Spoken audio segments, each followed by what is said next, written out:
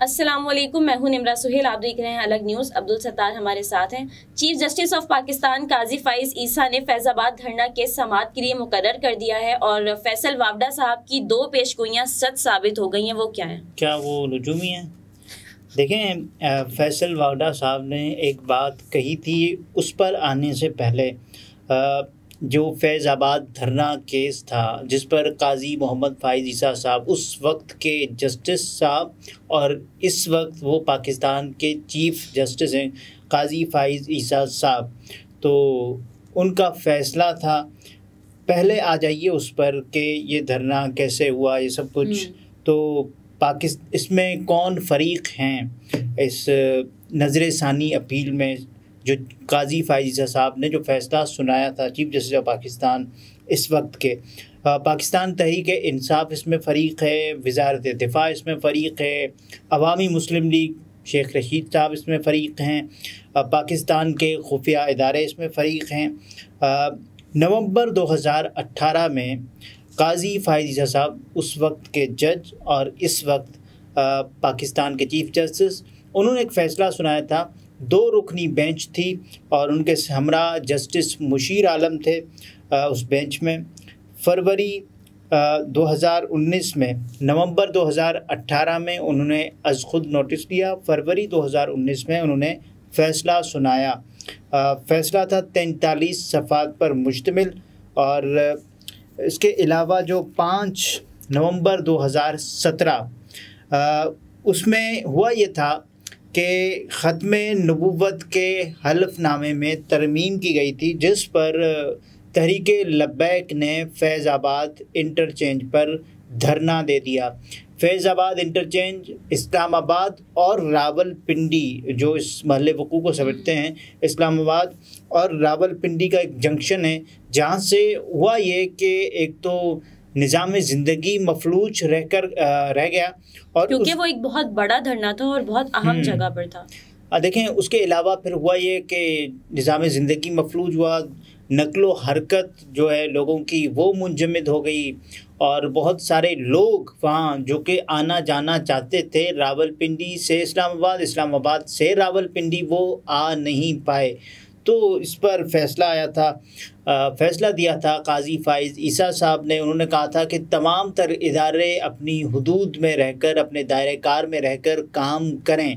आप तब तक किसी को भी निशाना नहीं बना सकते या किसी के ख़िलाफ़ ऑपरेशन नहीं कर सकते जब तक किसी दूसरे का हक़ मुतासिर ना हो, किसी दूसरे का इंसानी हक़, बुनियादी हक़ वो मुतासिर नहीं होता, तो आप किसी के भी एहतजाज पर गिरफ़्तार नहीं कर सकते, उसके ख़िलाफ़ कार्रवाई नहीं कर सकते। ऑपरेशन किया गया था फैज़ाबाद।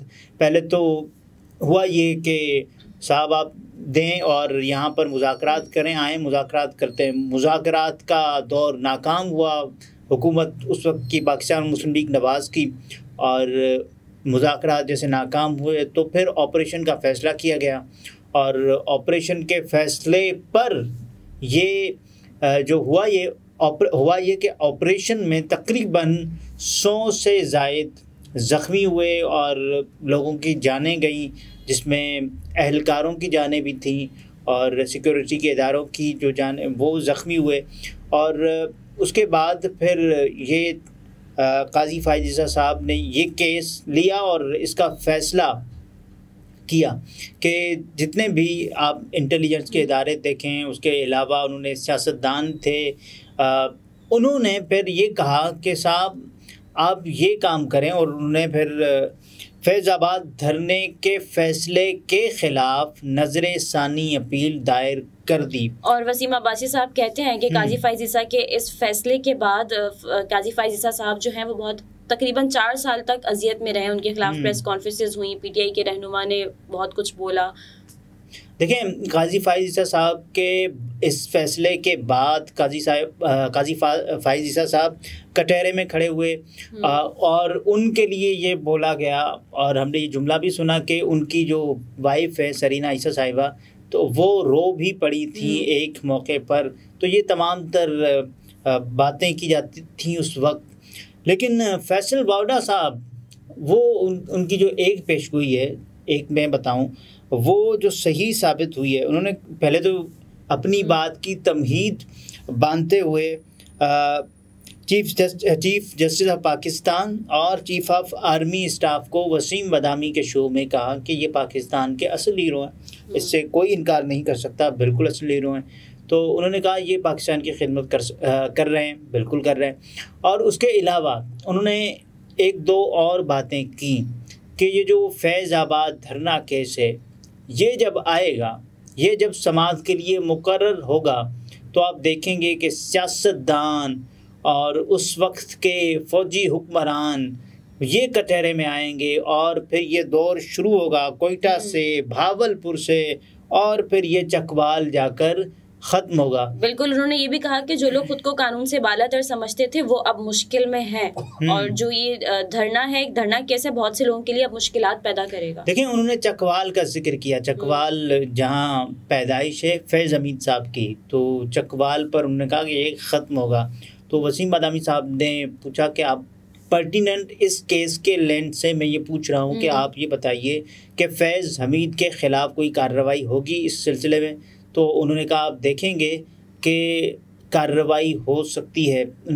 फिर बदामी साहब ने कहा कि किस बुनियाद पर, शायद अदालत का फ़ैसला था कि इसके पीछे एजेंसीज़ हैं, तो क्या ये हो सकता है? उन्होंने कहा फिर ये हो सकता है। बहरहाल फैज़ाबाद धरना, जिसमें लोगों का नक्लो हमल मुअत्तल रहा और उसके बाद फिर धरने के लिए मुज़ाकरात, धरना ख़त्म करने के लिए मुज़ाकरात किए गए, तहरीक लब्बैक से मुज़ाकरात का दौर, फिर ये सब कुछ नाकाम और हुआ। उस केस पर समाअत अब 28 सितंबर को होगी। जी, 28 सितंबर के लिए ये केस मुकर्रर कर दिया गया है।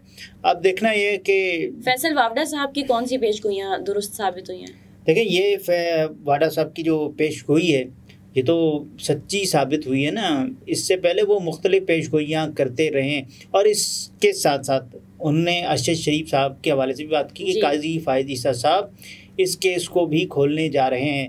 और लोग ये कह रहे हैं कि जिस केस की वजह से काजी मोहम्मद फ़ाइज़ ईसा साहब सबसे ज़्यादा मुश्किलात का शिकार हुए, उन्होंने मुश्किलात फेस की, उसी केस को दोबारा खोलकर काजी फ़ाइज़ ईसा साहब क्या करना चाहते हैं और क्या होगा, देखना ये। फैसल वावडा साहब ने ये भी तो पेशगोई की थी ना कि अता बंदयाल साहब जाते जाते 13 के टोले की तरमीम उड़ा कर रख देंगे और नैब केसेस दोबारा खुल जाएंगे। ये पेशगोई भी सच साबित हुई। और उसके बाद अब होगा क्या कि ये जो तरमीम थी 13 जमाती इत्तेहाद की, जिसको कुछ लोग 14 जमाती इत्तेहाद इस सिलसिले में भी कहते हैं, क्योंकि पाकिस्तान पीपल्स पार्टी PDM का हिस्सा थी और उन्होंने ख़ुद को बाद में अलहदा किया।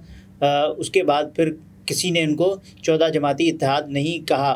तो अब ये जो 13 जमाती इत्तेहाद, उनकी जो नेब तरामीम थी, जिसमें ये कहा गया कि साहब इतने के जो केसेस हैं उससे ज़्यादा के केसेस नेब सुनेगा, और इतनी जो रकम होगी उसके केसेस नेब नहीं सुनेगा। तो हुआ ये कि फिर फ़ैसला उमर अता बंदयाल साहब, उस वक्त के पाकिस्तान के साबिक चीफ जस्टिस, उन्होंने ये फ़ैसला करना था। और उन्होंने पहले तो कहा कि मैं शॉर्ट एंड स्वीट ऑर्डर दूंगा, तो लोगों ने कहा कि शायद मीठा ऑर्डर होगा। उन्होंने कहा नहीं, ये वो वाला नहीं है, ये वो ऑर्डर होगा कि जिससे जो पाकिस्तान डेमोक्रेटिक मूवमेंट PDM का जो टोला है, 13 जमाती इत्तेहाद, जिन्होंने अपने करप्शन केसेस को छुपाने के लिए जो कारनामे, जो अपनी कारस्तानियाँ छुपाने के लिए जो तरामीम की, नेब तरामीम, वो कानून से, वो आइन से वो मुतसादिम थी, पाकिस्तान के आइन और कानून से।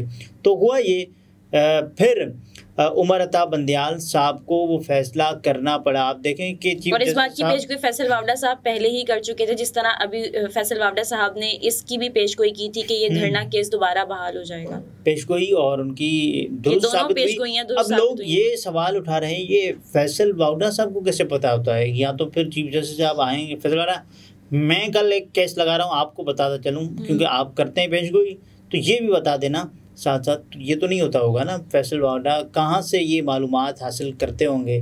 ये फैसल वावडा के ऊपर बहुत सारे लोग एतराज़ उठा रहे हैं कि आपके पास, या तो आप होते सहाफ़ी तो होती मालूमात तो हम समझते, या आप होते कोई सियासतदान एक ऐसे सियासतदान हुकूमत होती है आपके पास, तो आपके पास मालूमात होती।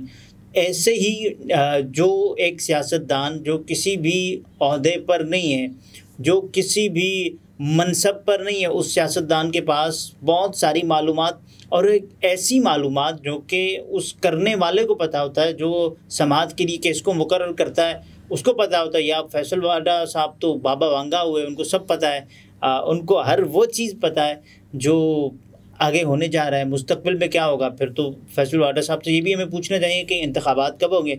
और उनकी जो तो उन्होंने ये भी कहा है कि कल मंसूर अली साहब के प्रोग्राम में कि अगर नवाज शरीफ की हुकूमत बन भी जाती है तो वो 16 से 17 माह चलेगी, उससे ज़्यादा नहीं चलेगी। अच्छा, इसका मतलब मियाँ साहब को भी ये डर होगा कि जब वो आएंगे कि इंतखाबात होंगे और उसके बाद उनकी ही हुकूमत होगी, तो वो हुकूमत भी ज़्यादा चलने नहीं वाली। और इसीलिए मियाँ साहब इस वक्त नाराज़ और खफा से हैं, और शहबाज साहब उनको मनाने गए हैं, और उसके बाद फिर मरीम साहिबा भी गई हैं। अब क्या होगा, मियाँ साहब वापस 21 अक्टूबर को आते हैं नहीं आते, ये बहुत बड़े सवालात हैं जो अपने अंदर जवाब भी रखते हैं कि वाकई आएंगे नहीं आएंगे, या फिर ये शादियों पर ये सिलसिला ख़त्म हो जाएगा। सही। नाज़रीन, गुफ्तगू आपने मुलाहिज़ा फरमाई। अब्दुल सत्तार हमारे साथ थे। इजाज़त दीजिए, अल्लाह हाफ़िज़।